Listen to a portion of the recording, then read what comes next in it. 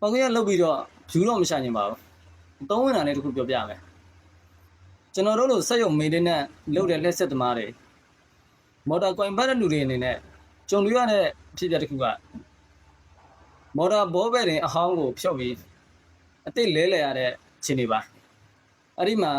ဘောဘဲတင်နံပါတ်ကိုတိတိကျသိလို့ရှိရင်ကိစ္စမရှိပေမဲ့မသိခဲ့ရင်တော်တော်လေးတိုင်ပတ်ပါတယ်ပြဿနာတိုင်းမှာ solution တစ်ခုတော့ရှိပါတယ်ဘယ်ဒီနံပါတ်ကိုသိဖို့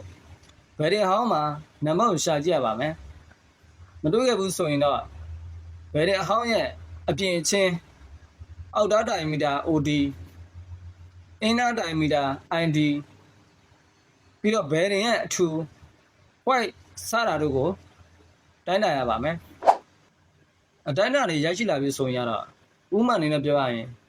အင်းသားတိုင်မီတာ ID 25mm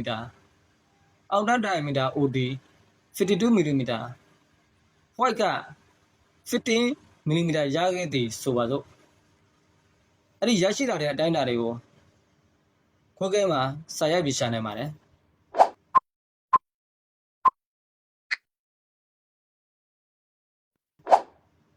နောက်တစ်နည်းကဘယ်ရင်စိုက်ချက်လို့ရိုက်ရှာပြီးဒီရရှိလာတဲ့အတိုင်းအတာတွေနဲ့စစ်ဆေးပြီးတော့